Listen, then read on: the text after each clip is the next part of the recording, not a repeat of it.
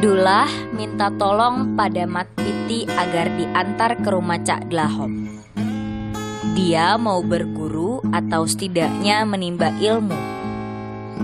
Mat Piti mengantarnya pada suatu sore sebelum berbuka. Dia tahu meski jadi korak, Cak Dullah sebetulnya orang baik. Di rumahnya Cak Dlahom juga menerima Cak Dullah dengan baik, meski tentu saja dengan tetap cekikikan. Malam itu Cak Dullah yang membuka pembicaraan. Begini, Cak. Saya punya masalah. Dul, namanya manusia ya pasti punya masalah. Betul, Cak. Saya hanya mau tahu rahasia sampean. Rahasia apa, Dul? Aku tak pernah punya rahasia. Cak. Sudah 5 tahun ini saya meninggalkan masjid. Sudah tidak jadi imam. Ya, aku tahu. Kamu kecewa kan? Betul. Betul, Cak. Saya ini kecewa. Umur saya sudah 40 tahun.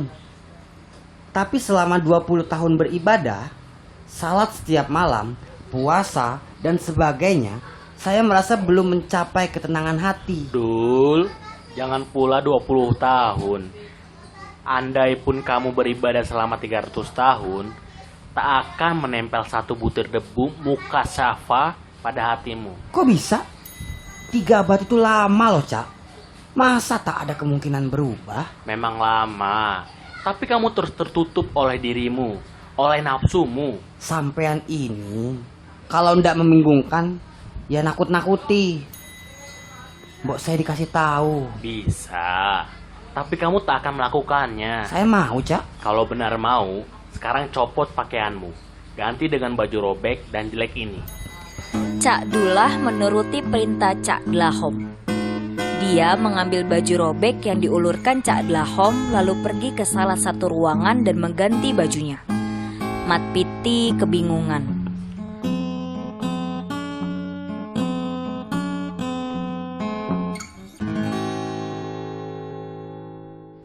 Sudah, Cak.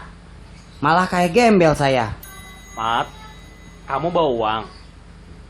Cak Dlahom bertanya pada Mat Piti. Punya, Cak. Berapa? Semuanya kalau bisa. Mat Piti menyerahkan uang di dompetnya. Totalnya 1,5 juta dengan pecahan 50.000 rupiah. Lalu Cak Dlahom berpesan pada Cak Dullah. Nanti sehabis tarawih di masjid, kamu kumpulkan anak-anak. Suruh mereka satu persatu menamparmu. Lalu beri masing-masing selembar uang. Hanya itu, Cak.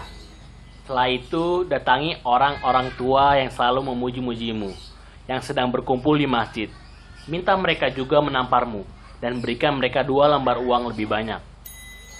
Subhanallah, Masya Allah, la ilaha illallah. Dul, jika kalimat-kalimat suci itu diucapkan oleh orang kafir, ia berubah jadi beriman. Tapi, kalau kalimat itu diucapkan oleh seorang sepertimu, kau berubah dari mukmin jadi kafir. Sampean jangan nakut-nakuti gitu, Cak. Kelihatannya kamu sedang memuji Allah.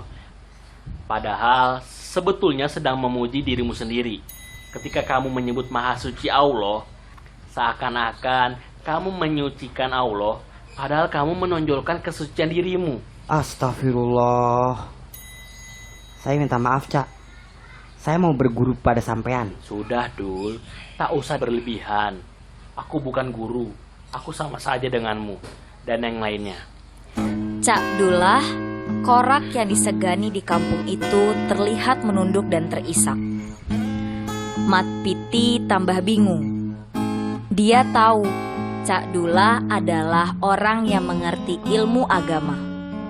Pernah mondok, pernah jadi imam masjid, pernah jadi penceramah dan guru madrasah. Orang yang semacam itu sore ini tak berdaya di depan Cak Dlahom dan hanya bisa menunduk. Mat Piti mencoba mengatasi agar keadaan kembali cair. Kemarin sampean bilang, sampean itu anjing. Kalau saya ini apa, Cak? Mat, kamu, aku, Dullah, kita semua wayang. Setelah jadi anjing, sekarang jadi wayang, Cak. Kita memang wayang. Wayang yang tidak pernah tahu apa yang akan dilakukan dalang kepada kita. Berarti kita tak punya peran dong, Cak. Peran kita terserah sang dalang, Mat. Mungkin kita akan dikeluarkan dari kotak, lalu dimainkan oleh dalang di kelir. Memerankan karakter seperti yang sudah direncanakan dan ditetapkan olehnya. Tapi pasti dapat peran toh, Cak. Ya mungkin. Mungkin kita akan berperan jadi Bima, mungkin jadi Sengkuni, mungkin kita akan berperang, mungkin kita harus menangis, mungkin kita hanya terus ditumpuk dan tidak pernah dikeluarkan dari kotak. Mungkin juga malah akan dilempar entah kemana.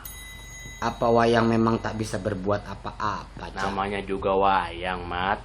Hanya selembar kulit kering yang diukir, lalu jadilah bentuk dan wajah Semar, Petruk, dan sebagainya. Kita tidak bisa dan memang tidak punya kemampuan mengubah rencana dan kehendak dalang. Satu hal yang harus kamu ketahui, peran yang diberikan oleh dalang kepada wayang dan juga cerita yang dibangun tidak akan menyalahi pakem, kodrat yang juga sudah dibuat dan ditetapkan oleh dalang. Apa peran kita tak mungkin tertukar, Cak? Tidak mungkin, Mat. Tak mungkin Gatot Kaca jadi Bagong.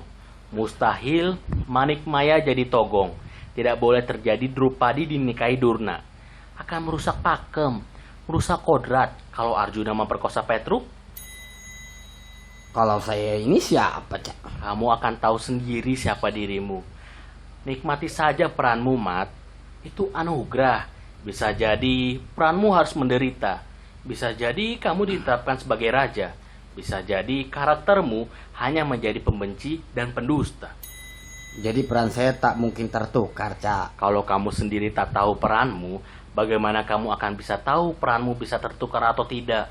Ya siapa tahu saja, Cak. Tak usah pedulikan peranmu dan peran yang diberikan kepada wayang yang lain, Mat.